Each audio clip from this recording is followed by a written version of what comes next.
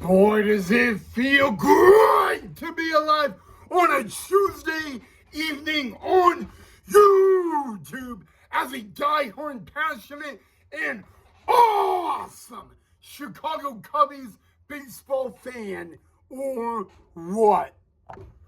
What's up, Chicago Cub YouTube Nation? Hope all you guys are having a awesome Tuesday so far, and I hope you guys are also having a great week as well, guys. We have a fun episode ahead of us tonight, so let's not waste any time doing it, guys. And welcome back to the channel of Cubs Baseball with Rod Knight on YouTube.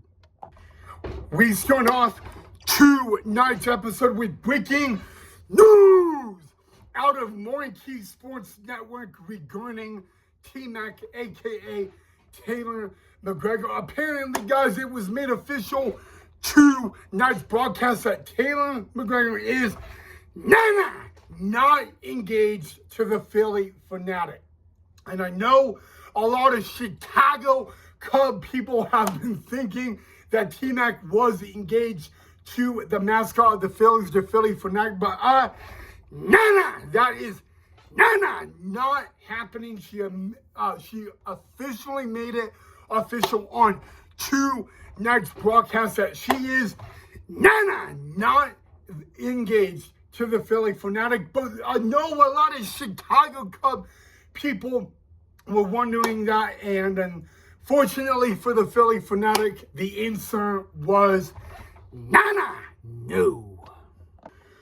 Okay, but let's get into tonight's game, guys, because tonight was game one of a 3-game series in the Twin Cities. The Cubs taking on the Minnesota Twins, and the Cubs being back at Target Field for the first time in 2 seasons. And tonight was also Shota Imanaga night for the Cubs. He was going in the opener, but the bottom of the first did not start out good for Shota Imanaga, and I'll tell you why.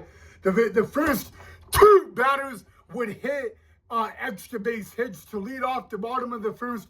Brian Buxton, who is going to be in this year's MLB Home Run Derby, he hits a ball to left field for a double. Very next batter was Ryan Jeffries. He hits a double. So the Twins back doubles, and before you knew it, the Twins were up 1-0. We would go to a couple batters later. It would be none other than Royce Lewis, a sacrifice fly.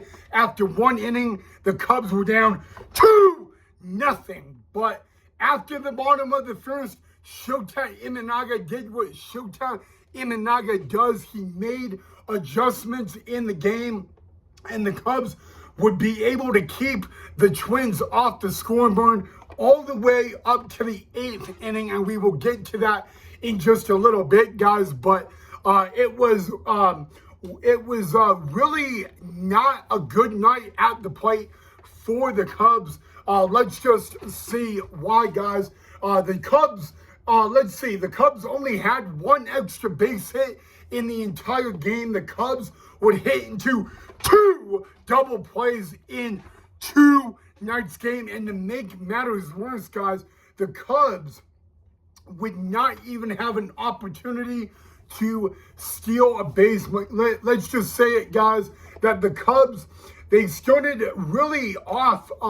The best opportunity they had in the game to score tonight was the top of the 8th inning, and that would be not able to scoring, guys.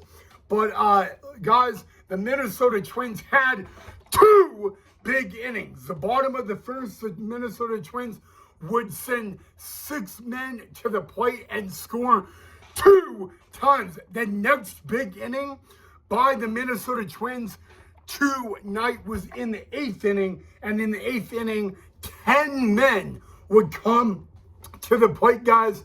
But it was the story of the game, guys. Shota Imanaga, he did pretty well.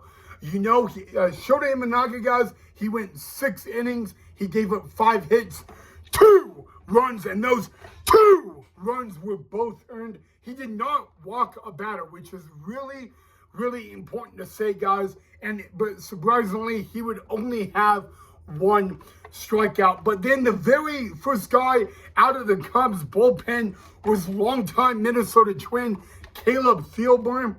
And Caleb Thielborn, he didn't do that bad either. He went 1 inning. He gave up 1 hit. He didn't allow a run. He got 1 strikeout. And it is actually kind of funny because before 2 nights game, Caleb Thielborn was like recognized by the Minnesota Twins. Again, I mean, Caleb Thielborn was with the Minnesota Twins from 2013 all the way to 2022. So, long time Minnesota Twin. But the really, guys, the one guy that struggled for the Cubs on the mound tonight was Porter Hodge. Porter Hodge would come in the bottom of the 8th inning, and he would not make it out. He would only get 1 out in the 8th inning, and he would give up 3 home runs. Porter Hodge, guys, only got 1 out. He gave up 5 hits, 6 runs. They were all earned. He walked 1, he struck out 1, but he gave up 3 long balls. And despite a really good game, guys, I mean, one's really from after the bottom of the first, really the Cubs pitching was pretty good until the bottom of the 8th, guys. And I felt bad, but we'll get into a position player that came on the mound tonight for the Cubs in just a little bit, guys. But the Cubs, they had 6 hits in the entire game tonight. And like I said, they only had 1 extra base hit, and that came in the top of the 9th. Justin Turner, boom!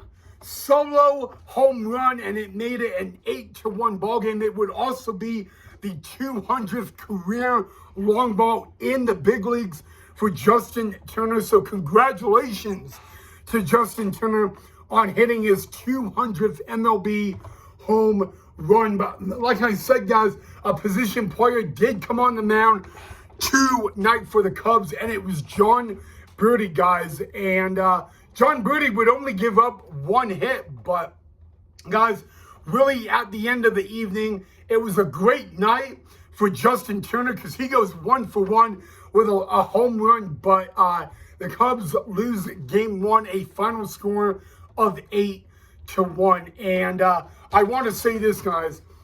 The Cubs only had 1 extra base hit. The Minnesota Twins hit 6 extra base hits tonight in the game. And out of the out of those 6 extra base hits, 3 of them were home runs. I mean, 3 were home. There were 3 home runs hit by the Twins tonight and 3 doubles tonight. That's 6 extra base hits. But luckily, guys, the Cubs did not make an error, so that's always on a positive side. But just really tonight, not a good night at the ballpark for the Cubs. And again, they lose game 1 to the Twins, 8-1, your final score. So guys, now we go from the game. I really got to ask you guys a question, okay? You guys saw the game tonight, or hopefully you guys did. Really, what was your thought, okay, of Jon Berti on the mound? You see, my mom's not really a fan of a position player pitching in a game. So I got to ask you guys. I mean, Jon Berti, after 2 nights outing, Jon Berti's ERA is 0. So I'm just saying, are you guys a fan of it?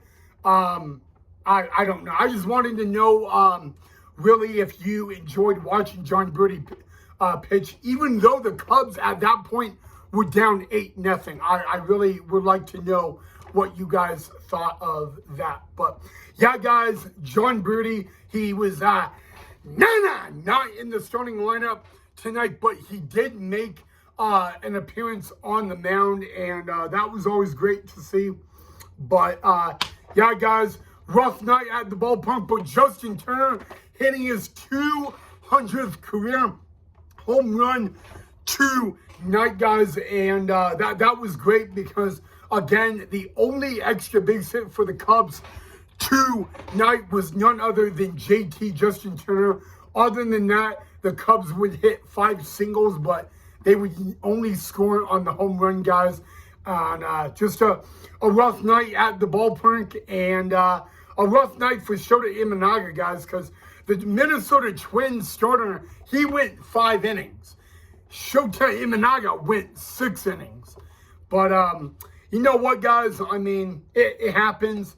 You know, the bats just were not there for the Cubs tonight. So, you know what? It'll be a new day tomorrow, and hopefully the Cubs can come back.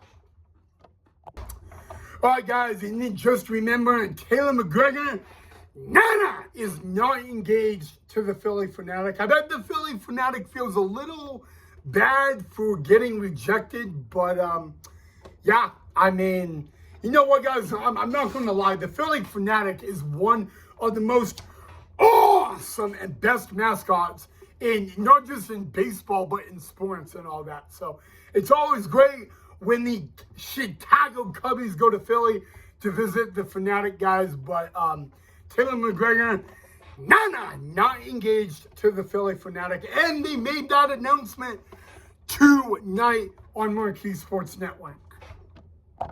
All right, guys, that is all I have for you guys on tonight's episode of Cubs Baseball with Rod Knipe, guys. Of course, let me know what you guys thought of the video down below in the comment section.